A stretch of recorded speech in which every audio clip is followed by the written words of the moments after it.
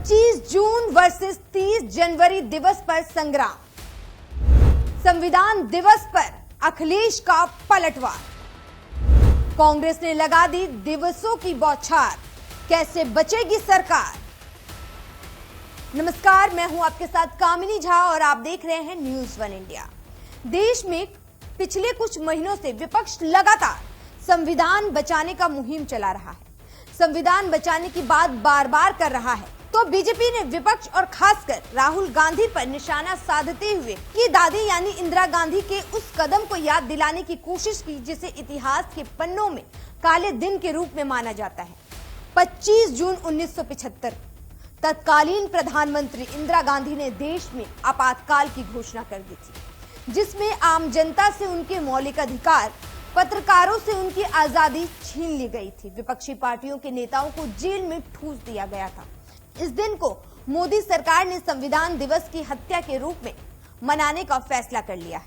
अब इस पर कांग्रेस सहित अखिलेश यादव ने मोदी सरकार को दिवसों की लिस्ट देकर लोकतंत्र की हत्या दिवस याद दिलाने की कोशिश की है। समाजवादी पार्टी के अध्यक्ष और सांसद अखिलेश यादव ने एक्स पर पोस्ट करते हुए लिखा कि 30 जनवरी को बापू की हत्या दिवस व लोकतंत्र हत्या दिवस के संयुक्त दिवस के रूप में मनाया जाना चाहिए, क्योंकि इसी दिन चंडीगढ़ में भाजपा ने मेयर चुनाव में धांधली की थी। भाजपा बताए कि मणिपुर में नारी सम्मान अपमान हत्या दिवस, हाथरस में बेटी हत्या दिवस, लखीमपुर में किसान हत्या दिवस, कानपुर देहात में मां बेटी हत्या दिवस, 3 काले कानून में कृषि हत्या दिवस, पेपर लीक करके हुए परीक्षा प्रणाली हत्या दिवस, अग्निवीर से हुआ सामान्य सैन्य भर्ती हत्या दिवस, बेरोजगारी से हुआ युवा सपनों के हत्या दिवस, बढ़ती महंगाई से हुआ आम परिवारों के भविष्य के हत्या दिवस, नोटबंदी और जीएसटी लागू करने से हुआ व्यापार हत्या दिवस,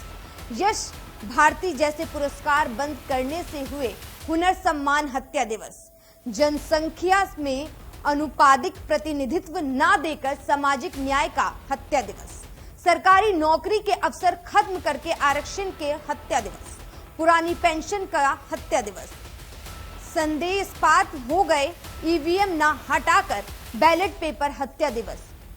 जैसे भाजपा के राज में आए अनेक काले दिनों के लिए कौन सी तिथि चुनी जाए, इन तमाम दिवसों को लेकर अखिलेश यादव ने सीधे प्रधानमंत्री नरेंद्र मोदी और बीजेपी पर निशाना साधा। इस दिवस की लड़ाई अब बढ़ती जा रही है। कांग्रेस नेता जयराम रमेश ने कहा कि 4 जून को मोदी मुक्ति दिवस के रूप में मनाया जाना चाहिए। जनता ने बता दिया कि उसे कैसी सरकार चाहिए। वहीं कांग्रेस राष्ट्रीय अध्यक्ष मल्लिकार्जुन खड़गे ने एक्स पर लिखा, पिछले 10 सालों से देश हर दिन संविधान हत्या दिवस ही तो मना रहा है।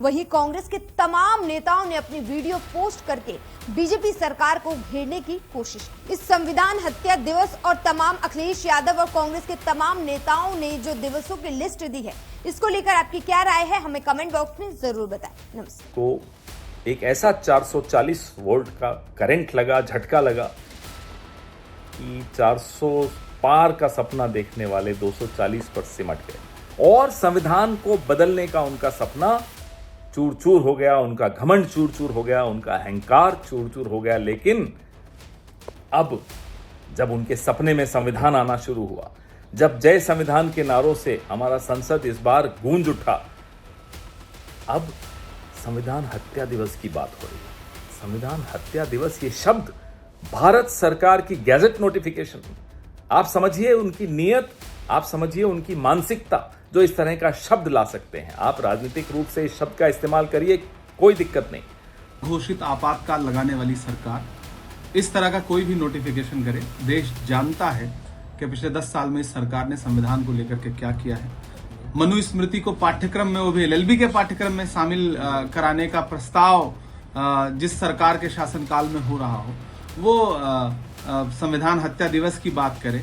जिस सरकार ने चुनाव के दौरान जिनके बड़े नेताओं ने, चाहे वो अनंत हेगड़े हो, चाहे लल्लू सिंह हो, चाहे दिया कुमारी हो, चाहे अरविंद धर्मापुरी हो, जिन्होंने लगातार संविधान बदलने की बात की और उन नेताओं पर कोई कार्यवाही नहीं की, वो सरकार इस तरह का नोटिफिकेशन कर रही है तो सिर्फ ध्यान हटाने के लिए। बहुत सारे देश में मुद्दे हैं, सरकार लगातार घिरी हुई है, हमारे जवान शहीद हो रहे हैं। भारतीय जनता पार्टी ने संविधान हत्या दिवस का नाम दिया है। ये इनकी असली सोच, इनका असली चाल चरित्र चेहरा, इनके अंदर की नफरत, कुंठा और हिंसात्मक प्रवृत्ति को दिखाता है। अरे संविधान की बात करनी थी तो संविधान बचाओ की बात करते, संविधान रक्षा की बात करते, संविधान सर्वोपरि की बात करते, संविधान हित की बात करते। संविधान और हत्या, इस देश में अभी संविधान की हत्या करने वाला कोई पैदा नहीं हुआ है। ये बात नरेंद्र मोदी और अमित शाह बखूबी जानते हैं। असलियत यह है कि संविधान को बदलने की इनकी सारी साजिशें नाकाम हो गई, इनका षड्यंत्र इस देश के सामने आ गया और ये देश उठ खड़ा हुआ इस संविधान के साथ, हमारे सबसे सेक्रेड, सबसे सर्वोपरि ग्रंथ के साथ, जिससे देश चलता है, जो हम सबको हक देता है।